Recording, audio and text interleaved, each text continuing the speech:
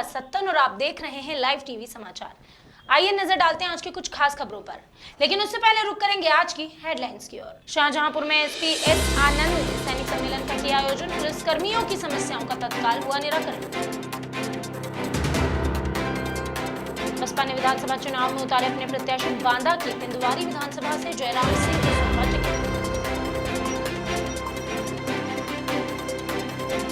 कोटा में युवाओं ने मनाई स्वामी विवेकानंद की जयंती, युवाओं ने स्वामी जी को बताया अपना प्रेरणा स्रोत, उनके पद चिन्हों पर चलने की कही बात। अब खबरें विस्तार से। बलरामपुर के अंतर्गत तुलसीपुर में रहने वाली साध्वी द्विवेदी अपने हुनर के दम पर जानी जाती है। तुलसीपुर की साध्वी एक मशहूर गायिका है।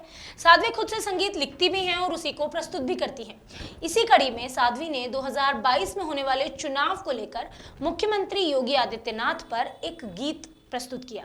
आइए आपको सुनाते हैं उस गीत की कुछ झलकियां। शीतल प्रसाद की रिपोर्ट।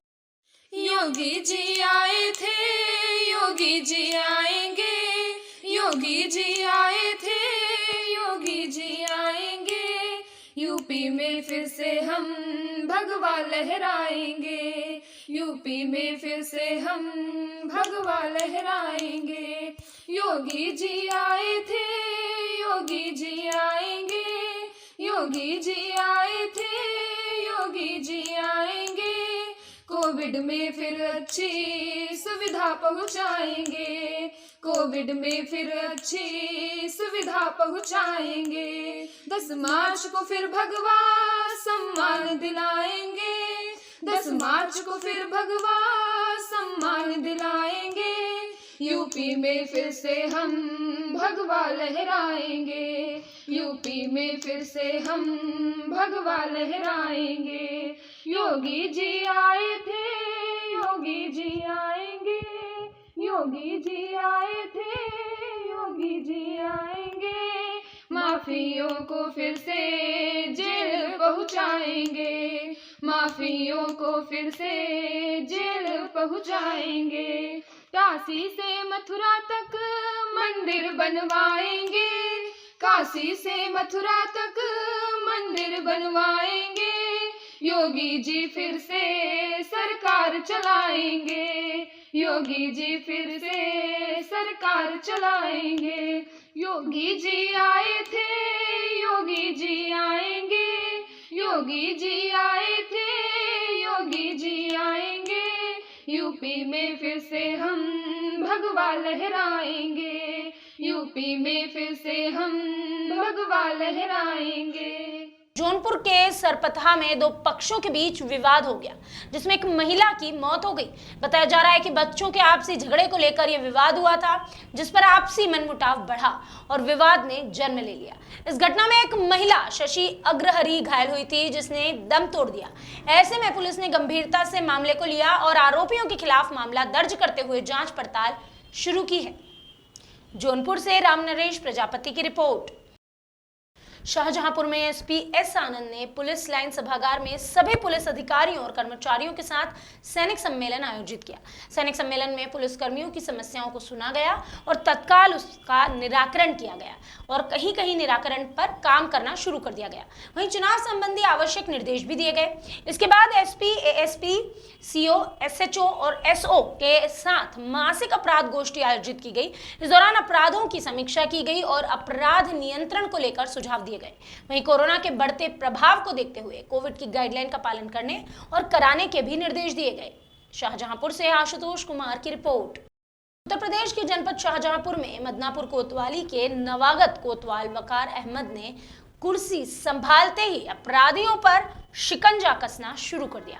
मदनापुर पुलिस और आबकारी विभाग की संयुक्त टीम ने अलग अलग स्थानों से एक दंपत्ति समेत 9 अन्य महिलाओं को कच्ची शराब बनाते हुए गिरफ्तार किया है। पुलिस के अनुसार मुखबिर की सूचना पर कच्ची शराब कारोबारियों के खिलाफ छापेमारी करते हुए 195 लीटर कच्ची शराब, 900 लीटर महुआ लहान और कच्ची शराब बनाने के उपकरण बरामद किए गए। फिलहाल पकड़े गए आरोपियों से पुलिस पूछताछ कर रही है। शाहजहांपुर से आशुतोष कुमार की रिपोर्ट।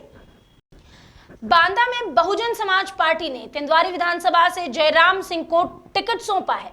बता दें, आगामी 2022 के विधानसभा चुनाव में जयराम सिंह चुनाव लड़ेंगे। इसके लिए बहुजन समाज पार्टी के मंडल प्रभारी ने जयराम सिंह का नाम घोषित कर दिया है। बांदा से आशा देवी की रिपोर्ट। बहराइच में रुपई हीड़ा थाना पुलिस ने हत्या के आरोपियों को पकड़ने में सफलता हासिल की। दरअसल भैंस छीनने और किशोरी खटिक नाम के व्यक्ति की हत्या करने के मामले में पुलिस ने 3 आरोपियों को गिरफ्तार किया। पुलिस की पूछताछ में आरोपियों ने अब अपना जुर्म कबूल कर लिया है। आरोपियों की अगर माने तो भैंस को चुराना था, जिसमें किशोरी खटिक की भी हत्या हो गई। इसके बाद लाश को जंगल में छुपा दिया। गौरतलब है, पुलिस ने कढ़ाई से जब पूछताछ की तो आरोपियों ने अपने पुराने जुर्म भी कबूल किए हैं। Bureau report. चंपारण में रामनगर प्रखंड के सोहसा पंचायत में भैंस चोरी की घटना हुई।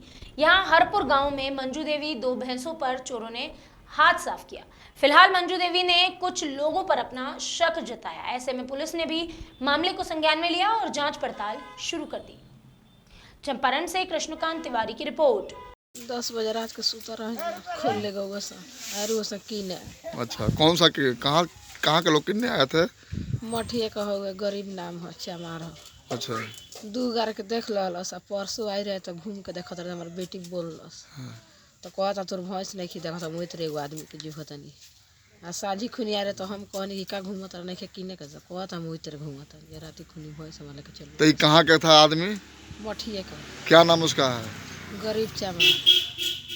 गरीब चमार। हमार भैंस गरीब चमार रही बने शाम खनिया तनिक दिन में देख ले मैंने 2 आदमी के लेके ओ दिने रात में भैंस खुल गई बिया। हमनी के सवेरे उठल बन जा पता ठेकान कोइले बन जा ओकरा के तो गुड़ियाउत गइल बन जा रास्ता ठौरा 80 पुल पर हो जा ले जाके नहर पर लदाइल बिया भैंस ओ बगल ठौरा हम देख ले बनी। तो ये सब पिकअप कहाँ गइल कौन था अब ये सब हम लौट के चली आइल बन जा। गोड्डा के मोहरमा थाना क्षेत्र में कस्बा गांव के हत्याकांड का आखिरकार पुलिस ने खुलासा किया। यहां मनोज पासवान की पत्नी आशा देवी की 4 जनवरी को हत्या कर दी गई थी, जिसकी शिकायत पुलिस को की गई। उसी मामले में पुलिस ने कार्यवाही करते हुए मोहम्मद इसराफिल को गिरफ्तार किया है। पुलिस से मिली जानकारी के अनुसार आरोपी मोहम्मद इसराफिल और मृतिका आशा देवी के बीच करीब 2 सालों से प्रेम चल रहा था। आशा देवी उसे दूसरी शादी करने से रोक रही थी। इसी के चलते आरोपी ने आशा देवी को मौत के घाट उतार दिया। बता दें, मृतिका ने प्रेम के लिए अपने बच्चे और पति को छोड़ दिया था, लिहाजा प्रेमी के हाथों में मौत की सजा मिली है। गोड्डा से सुमन सिंह की रिपोर्ट। संकलन कर आवश्यक कार्रवाई की है। इस टीम ने सतत सूचना संकलन करते हुए के विरुद्ध लगातार छापेमारी किया। कल गुप्त सूचना पुलिस अधीक्षक महोदय को ही मिली कि अभियुक्त जो है भागने के प्रयास में है। तो इसी सूचना पर हम लोगों ने कार्रवाई किया और इन्हें गिरफ्तारी हुई। कहाँ से इसकी गिरफ्तारी हुई? गिरफ्तारी ढोरी के आसपास ढोरी से हुई है और गिरफ्तारी के बाद इन्होंने अपना अपराध स्वीकार कर लिया है कि मैंने ही प्रेम प्रसंग में आकर के उस महिला के साथ विगत 1 साल से इनका प्रेम प्रसंग था। इसके बाद महिला के मायके लोगों को इस बात की जानकारी हो गई तो उस मृतक आशा देवी को उन लोगों ने अपने घर ले आया था और ये शादी करने का निर्णय ले रहा था कि अब मैं दूसरी शादी कर लूँ, जिसका वो विरोध कर रही थी कि नहीं, जब आपने 1 साल मुझे पति पत्नी के रूप में रखा है तो आप शादी कैसे कर सकते हैं। तो इसका था कि सारा ज़िंदगी मुझे इसी के साथ बिताना पड़ेगा और वो जीवित रहेगी तो मुझे शादी के बाद ही प्रॉब्लम करेगी। तो इसने निर्णय लिया कि उसको रास्ते से हटा देना है और इसी योजना के तहत इसने एक प्लान बनाया कि उसको फिर प्रेम जाल में मैं फंसाऊँ और उसको गुड फेस में ले लूँ कि तुम ठीक है, मैं तुम्हारे साथ रहना चाहता हूँ, तुम आ जाओ। दिनांक 3-4 की रात्रि प्लान बनाया और ये गाँव में रहता था, वहाँ से आ गया छुड़ा उड़ा लेकर के, रात भर इधर रहा, घटनास्थल पर पहुँचा, उसका इंतज़ार किया। वो शौच के बहाने परिजनों से कहा कि मैं शौच जा रहा हूँ, तो वो आ गई। तो योजना के तहत इसने बातचीत के क्रम में छुड़ा से वार करके उनके द्वारा हत्या कर दी। गोड्डा के मेहरमा में अखिल भारतीय विद्यार्थी परिषद और कॉलेज इकाई के संयुक्त तत्वाधान में युवाओं के हृदय सम्राट स्वामी विवेकानंद की जयंती मनाई गई।